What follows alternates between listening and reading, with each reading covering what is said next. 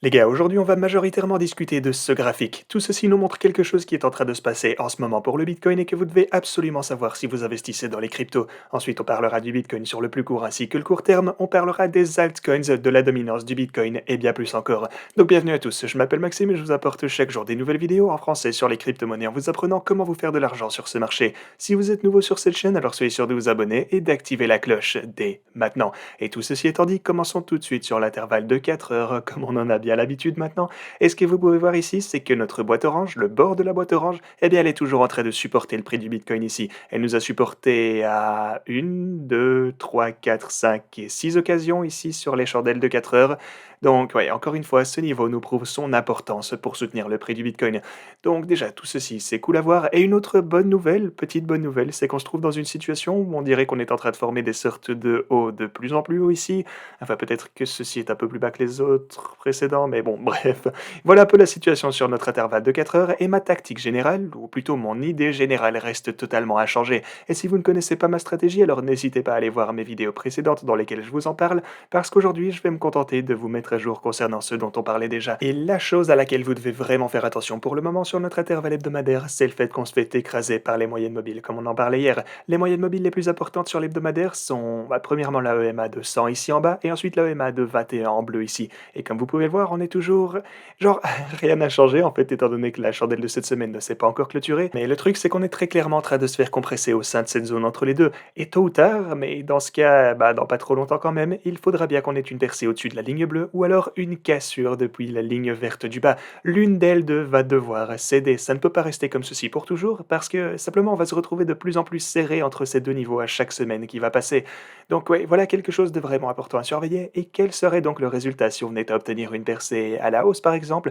Forcément on récupérerait pas mal d'élan aussi. Mais si au contraire on devait chuter de ce niveau, et si on venait à clôturer en dessous de cette ligne, eh bien alors ce ne serait pas aussi bullish. Souvenez-vous de ce qui est arrivé juste ici, et on a vu ça à cette occasion aussi en chutant de la ligne verte. Donc ouais, c'est vraiment important de continuer à surveiller tout ceci, et je vais évidemment continuer à vous tenir informé à ce sujet quotidiennement. Mais maintenant, parlons un petit peu d'autre chose, parlons maintenant des altcoins. Parce que comme vous pouvez le voir ici, on a aussi pas mal parlé de ce triangle de la dominance du Bitcoin récemment, et ce que vous pouvez voir en ce moment, c'est qu'aujourd'hui, ce dimanche donc, on vient en fait d'assister à un retracement de la part de la dominance, ce qui fait qu'on se trouve toujours à l'intérieur de ce triangle, et c'est vraiment, vraiment intéressant. Vous pouvez voir qu'on est également passé au-dessus de ce niveau ici, mais on a fini par continuer notre tendance descendante. Et même chose ici, on est repassé au-dessus, et maintenant on se trouve à peu près exactement sur le bord de ce niveau, donc peut-être en fait que si je prenais ce graphique sous une forme de ligne, on verrait mieux à quoi ça ressemble. Ouais, regardez ici, on est juste à peine plus haut que ce niveau, mais grosso modo, on est en train de le toucher. Donc, ouais, c'est assez intéressant de garder un œil sur tout ça, les gars, parce que si on assiste à une percée qui peut donc se prolonger au-dessus de ce triangle, alors ça va vouloir dire que le Bitcoin va le plus probablement commencer à surperformer les altcoins prochainement. Ça ne veut pas forcément dire, ou plutôt ça ne doit pas forcément dire que le Bitcoin va augmenter de prix. En fait, il pourrait même chuter encore durant cette période. C'est juste que, eh bien, les altcoins chuteraient encore plus dans ce cas. Voilà un peu comment on mesure la dominance du Bitcoin. Et même chose en fait si le contraire devait alors arriver. Le Bitcoin pourrait très bien monter et la dominance du Bitcoin peut aussi monter. Et dans ce cas alors, ça voudrait dire que le Bitcoin est en train de monter plus vite, qu'il voit donc des gains plus conséquents et plus importants que les autres cryptos du marché. Donc on garde ça dans les tuyaux évidemment, on continue à surveiller tout ceci et durant chacune des prochaines vidéos, j'essaierai de vous faire savoir dès que quelque chose d'important va se dérouler sur ce graphe.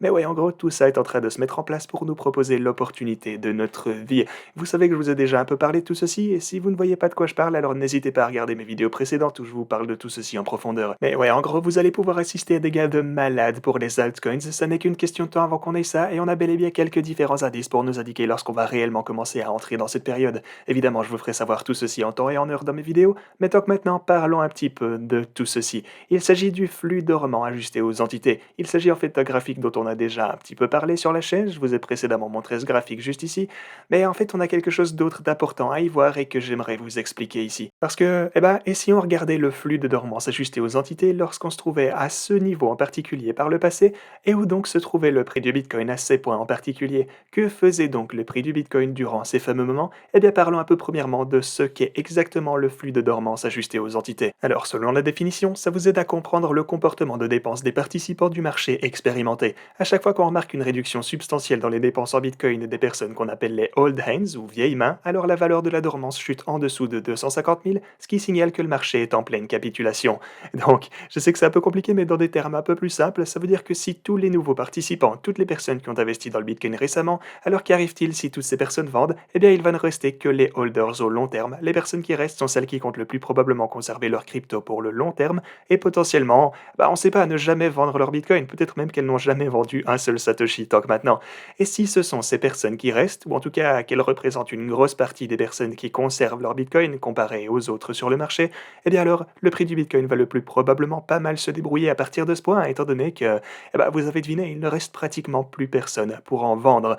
Ok, et donc ce que vous pouvez voir ici, c'est qu'on a touché cette boîte, je devrais dire, à quelques reprises. Et d'ailleurs, vous pouvez voir que le prix du Bitcoin est en blanc ici, si jamais. Donc ce que vous pouvez voir, c'est qu'on est descendu ici. Là, c'était alors en 2011. Donc vous avez cette période de consolidation ici pour le Bitcoin. Ok, on a donc latéralisé et lorsqu'on a touché le fond ici sur le flux de dormance, on est encore un peu allé sur le côté et ensuite bien sûr on a décollé. Mais ensuite, que s'est-il passé en 2015, la prochaine fois lorsqu'on a touché ce niveau pour la deuxième fois, le même style de niveau sur l'indicateur du flux de dormance ajusté aux entités? Eh bien, on a aussi vu de la consolidation pour le Bitcoin. Vous voyez qu'à ce point on a latéralisé, on a touché ce niveau et à partir de là on a revu de l'action haussière arriver pour le Bitcoin.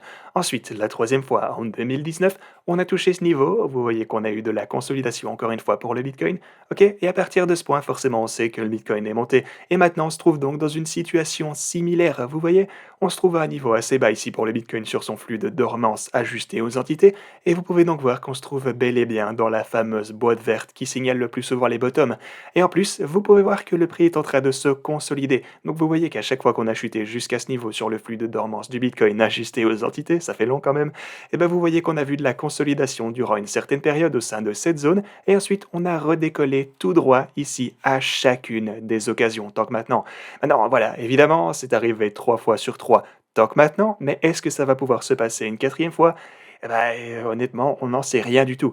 Mais s'il y a une chose qu'on sait par contre, c'est que tant que maintenant, ça s'est produit avec un taux de précision de 100% lorsqu'on se trouvait dans cette situation exacte dans laquelle on se trouve pour le moment. Ce qui nous indique que, ouais, peut-être qu'on va simplement assister au même style de truc, peut-être que c'est le même style de consolidation auquel on assiste en ce moment que ce qu'on a déjà pu voir par le passé, comme je vous l'ai montré sur ce graphe du Bitcoin. Les gars, si vous avez apprécié la vidéo d'aujourd'hui, alors n'hésitez pas à vous abonner ainsi que d'activer la cloche. Je vais bien sûr continuer à vous mettre à jour concernant tous ces graphiques, les données on-chain ainsi que tout ce que vous devez savoir concernant les cryptos. Et si vous voulez commencer à trader pour vous-même, vous aurez jusque 4530 dollars de bonus sur Bybit, 8000 dollars sur Ctrade, vous aurez jusque 3500 dollars sur Femex. Si vous voulez gagner des revenus passifs sur vos cryptos, alors vous avez la plateforme AAX et vous avez Delta Exchange, la plateforme numéro 1 si vous voulez trader des options avec une remise de 10% également. Merci beaucoup d'avoir regardé cette vidéo et quant à moi je vous dis à la prochaine.